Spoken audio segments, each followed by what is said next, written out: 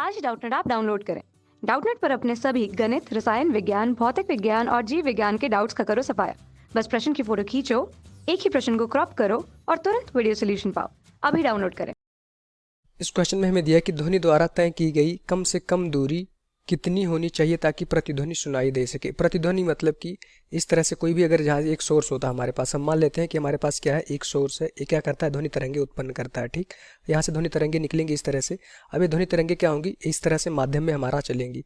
अब जो ध्वनि तरंगे चली हैं, हम मानते हैं कि हमारे पास ये क्या था, एक हमारे पास एक दीवार थी, ये परावर्तक के तौर पे कार्य करती है। तो यहाँ से ध्वनि तरंगे क्या होंगी, टकराएंगी। ये ध्वनि तरंगे जो यहाँ से इस सोर्स से निकलेंगी, ध्वनि तरंगे क्या होगा, इस तरह से जाएंगी और इस दीवार से टकराएंगी। टकराने के बाद में पुनः क्या होंगी, ये ध्वनि तरंगे इस परावर्तक से टकराने के बाद पुनः इसी सोर्स के पास आएंगी। तो क्वेश्चन में हमसे पूछ रहा है कि प्रतिध्वनि सुनाई दे। प्रतिध्वनि मतलब कि जो भी ध्वनि तरंगे इस परावर्तक से टकराने के बाद में पुनः इस सोर्स पे हमें सुनाई पड़े। अब मान लेते हैं यहाँ पे क्या था, आदमी था। ठीक, ये आदमी का कान था, आदमी ने यहाँ से अपने मुंह से ध्वनि तरंगे निकाली। वो ध्वनि तरंगे हमारा क्या हुआ, इस दिशा में ध्वनि तरंगे हमारी गई और इस परावर्तक से टकराई। टकराने के बाद में पुनः वो क्या होती हैं, रिफ्लेक्ट हो जाएंगी और पुनः सोर्स की तरफ गति करेंगी। तो टकराने की कुछ देर बाद हमें पुनः ध्वनि तरंगे सुनाई पड़नी चाहिए। प्रतिध्वनि मतलब कि दोबारा हमें सुनाई पड़े। तो यहाँ से देखेंगे, एक बार जब यहाँ से ध्वनि तरंगे अपने मुंह से हम निकालेंगे तो एक समय हमें तुरंत वहीं सुनाई पड़ेगा, क्योंकि यहाँ पे हमारा कान होगा, जो हमारे मुंह से ध्वनि तरंगे निकलेंगी उसको तुरंत क्या करेगा, यहाँ से देखेंगे ध्वनि तरंगे जो यहाँ से निकली थी, हमारा कान उसको अपनी तरफ यहाँ से सुन लेगा ध्वनि तरंगों को। ठीक, एक ध्वनि तरंग इस परावर्तक से टकराने के बाद कुछ समय बाद सुनाई पड़ती है।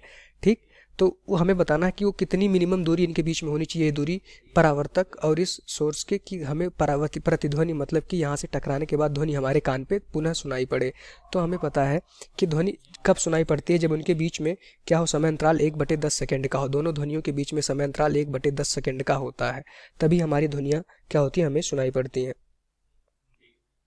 तो हमारी जो मानव कान होता है, जो हमारा कान होता है, वो 1/10 सेकंड पे अगर दो ध्वनि अंतराल है तो उनको क्या करता है, 1/10 सेकंड के समय अंतराल पे उन दोनों ध्वनियों को सुनता है। तो यहाँ से हम देखेंगे कि पहली ध्वनि जो हमारे कान से निकली, आदमी सुन लिया, उसके 1/10 समय अंतराल बाद, इसके 1/10 समय अंतराल बाद पुनः एक ध्वनि सुनेगा, जो यहाँ से ध्वनि परावर्तक से टकराने के बाद आदमी के कान पे पहुँचेगी। तो यहाँ से देखेंगे कि हमें डिस्टेंस पता होनी चाहिए। अब ये ध्वनि किसके वेग से चलती है, हमारा ध्वनि चलती है क्या, वायु के वेग से। वेग कितना होता है हमारा, 330 मीटर प्रति सेकेंड हम मान के चलते हैं। तो यहाँ से अपना अगर हम देखेंगे, वेग बराबर क्या होता है, डिस्टेंस बटे समय। तो हम जानते हैं कि जो ध्वनि तरंगे होती है उनके बीच में जो समय अंतराल रहता है क्या होता है, 1/10 सेकंड का समय अंतराल होता है। पहली ध्वनि जब आदमी मुंह से निकालेगा, खुद सुनेगा, तुरंत सुन लेगा, उसके बाद जो ध्वनि या टकराने के बाद परावर्तक से पुनः लौटेगी और आदमी के कान में सुनाई पड़ेगी। इन दोनों ध्वनियों के बीच जो समय अंतराल होगा वो क्या होगा, 1/10 सेकंड का होगा। तो 1/10 समय अंतराल में ध्वनि द्वारा चली गई दूरी यहाँ से d/t हो जाएगा। हमें पता है वेग क्या होता है, 330 बटे, तो यहाँ से 330 इंटू क्या हो जाएगा, 1/10 बराबर हमारा डिस्टेंस आ गया। तो डिस्टेंस का मान आ गया 330 इंटू 1/10। इसको सॉल्व करेंगे तो आ गया 3.3 हमारा ये डिस्टेंस आ गया। इसको अप्रॉक्सीमेटली हम क्या लिख देंगे, जो डिस्टेंस आया इसको हम कह सकते हैं 34 मीटर। तो हम कहेंगे यहाँ से हमारा डिस्टेंस आ गया 34 मीटर का।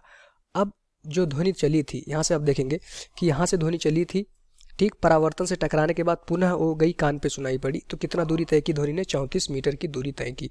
तो 34 मीटर ध्वनि जब एक बार यहाँ से कान से हमारे निकली थी, एक बार इस दिशा में गई थी, तो कितना किलोमीटर तय की होगी, हमारा 17 मीटर इस दिशा में गई होगी, पुनः लौट के आई होगी, तब जाकर के वो हमारा 17 मीटर चली होगी। क्योंकि जो हमने डिस्टेंस मान रखा था कि ध्वनि यहाँ से गई, टकराने के बाद में पुनः फिर से कान पे पहुंची, तब डी डिस्टेंस हमने माना था। तो डी का मान होगा कि जब दो ध्वनि तरंगे हमारे 1/10 समय अंतराल पे सुनाई पड़ती हैं। तो हमने समय निकाल लिया, वहाँ से डिस्टेंस देखा कितना आया, 34 मीटर। तो आदमी के मुंह से जो ध्वनि निकली होगी, परावर्तक तक जाने में 17 मीटर की दूरी कवर की होगी, ये 17 मीटर, और पुनः यहाँ से रिफ्लेक्ट होने के बाद, अब परावर्तित होने के बाद में 17 मीटर फिर गई होगी, तब जाके आदमी के कान पे हमें सुनाई पड़ेगी प्रतिध्वनि। तो मिनिमम आपको 34 मीटर की दूरी आपको रखनी पड़ेगी, और सोर्स से परावर्तन के बीच में मिनिमम कितनी दूरी होनी चाहिए, 17 मीटर की दूरी होनी चाहिए। तो देखेंगे प्रतिध्वनि सुनाई पड़ने के लिए जो मिनिमम दूरी होनी चाहिए, कितना होनी चाहिए, 34 मीटर की। ये किससे के बीच में होनी चाहिए, हमारा आदमी को प्रतिध्वनि सुनाई पड़ने के लिए। प्रतिध्वनि तब सुनाई पड़ेगी जब यहाँ से ध्वनि परावर्तन होने के बाद में क्या हो, आदमी के कान तक पहुँच जाए, तो हमें प्रतिध्वनि सुनाई पड़ेगी। तो उसके लिए 34 मीटर की दूरी होनी चाहिए। अच्छा, सोर्स जो जहाँ से हमारी ध्वनि तरंगें निकलती हैं, सोर्स और परावर्तन के बीच में, परावर्तक के बीच में कितना दूरी होना चाहिए, 17 मीटर की दूरी होनी चाहिए। परावर्तक के बीच में कितनी दूरी होनी चाहिए, 17 मीटर की दूरी पर हमारा परावर्तक रखा होना चाहिए, जिससे ध्वनि तरंगे टकराएंगी और पुनः 17 मीटर चल के हमारे कान पे पहुंचेंगी, तब हमें प्रतिध्वनि सुनाई पड़ेगी। यही हमारा आंसर हो जाएगा इस क्वेश्चन का। Thank you. कक्षा 6ठी से 12वीं से लेकर नीट, IIT, जेईई वो एडवांस के लेवल तक 1 करोड़ से ज्यादा छात्रों का भरोसा। आज ही डाउनलोड करें डाउटनेट ऐप या व्हाट्सएप करें अपने सारे डाउट्स 8400 400 400 पर।